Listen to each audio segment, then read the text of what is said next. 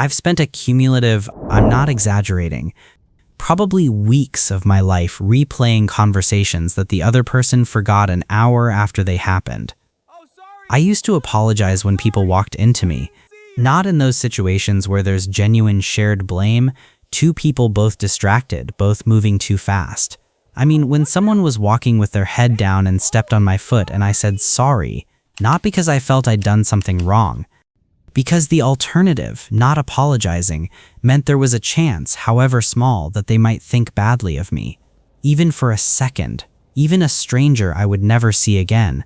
I used to backtrack on my own opinions mid-sentence. Someone's face would shift, not even disagreement, just a flicker of something neutral, and I'd feel it immediately, somewhere in my chest, and I'd start walking myself back before I'd even finished the thought.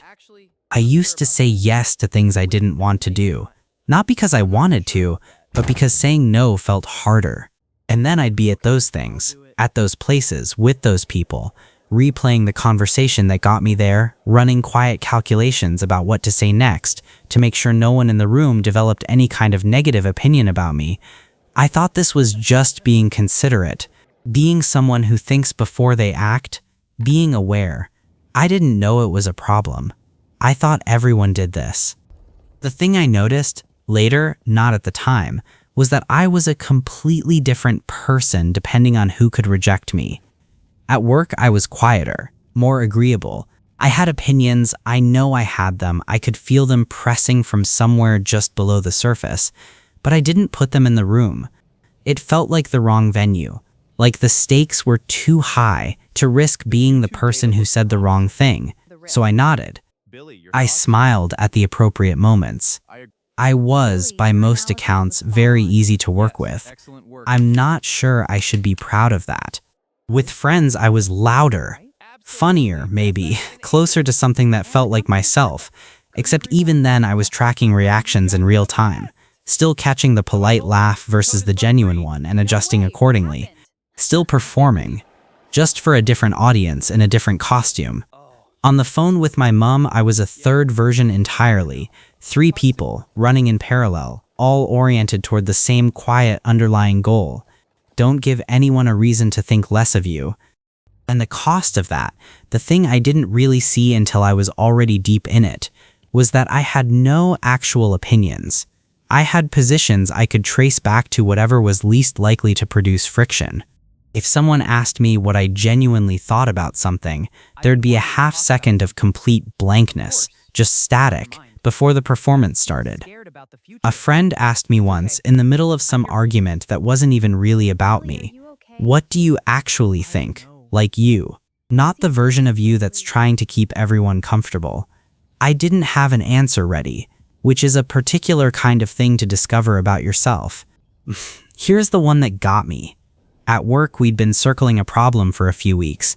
I had a thought about it, not a finished plan, just a direction, a possible way in. I mentioned it to a colleague informally. One of those kettle-waiting conversations where you half say something and immediately append, "But maybe I'm wrong about this," before anyone can agree or disagree.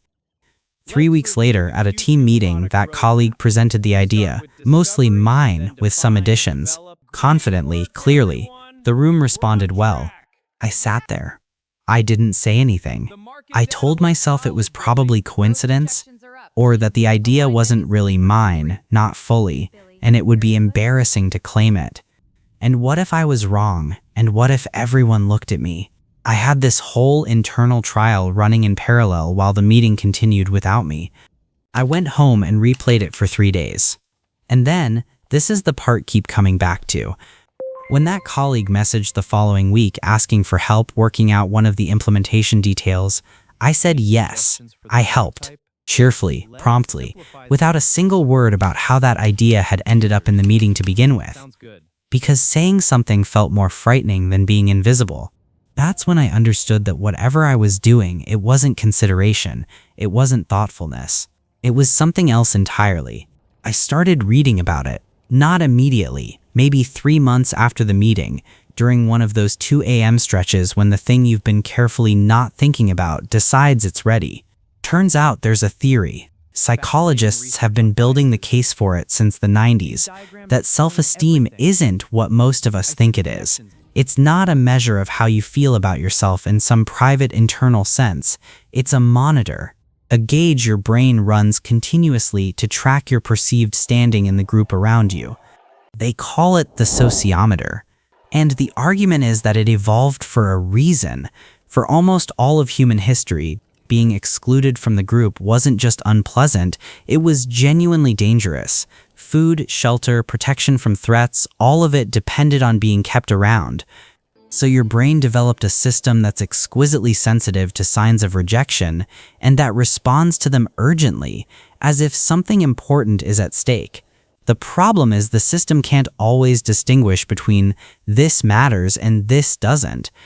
A short reply to your message. A face that went neutral for a second while you were talking. Someone at work who walked past without saying good morning. The sociometer processes all of them as data. All of them as signals worth monitoring. All of them as things to adjust for. So you're not oversensitive. You're running survival software in a world that mostly doesn't require it anymore. There's also something a team at Cornell found. They asked people to wear a t-shirt with an embarrassing image on it and then estimate how many others in the room had noticed. The people wearing the shirts guessed roughly half the room would remember what was on it. The actual number was closer to a quarter. The audience you're performing for mostly isn't there. You've been rehearsing for a show no one bought tickets to. When I read that, I felt two things at once. Relief, immediate physical relief, and a quiet, specific grief for all the time I'd spent managing a reputation in rooms that weren't paying close attention. I want to be honest about the cost, though, because it isn't nothing. I've stayed quiet in rooms where I had something worth saying. I've agreed to things I resented. I've given, in some cases, my actual ideas to people who went home and forgot I existed.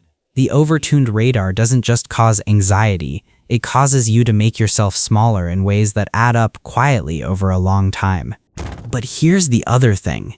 The sensitivity itself, the thing that runs too hot, it's not a flaw in the wiring. It's the wiring doing what it was built to do. People who carry this tend to be genuinely good at reading rooms. They notice when someone's mood has shifted before the person has said a word. They listen carefully. Actually carefully, because they've been doing it their whole lives. They catch the things other people miss. The radar isn't broken. It's pointed at too many things at once. I don't have a clean turning point story. I wish I did. It would make this easier to explain. But it wasn't a decision. It wasn't a moment where something clicked and I woke up the next morning as a different version of myself. That's not how it happened. I remember just not apologizing one time. Someone moved past me in a corridor in a way that would normally have triggered the reflex, and I didn't say sorry. And I waited, genuinely waited for the familiar tightening, the sense that I'd done something wrong by not smoothing it over. It was there, briefly, and then it passed. The person kept walking. The world didn't register it. I started noticing when I was mid-performance. Not always stopping, just seeing it. Oh, I'm backtracking before they've even responded. Oh, I'm about to say yes because the no feels too exposing. Oh, I'm running the calculation again. Noticing, it turns out, is most of it. Some people didn't particularly enjoy the version of me that occasionally held an opinion longer than was comfortable or said no to things. That was useful information. Not painful, just useful.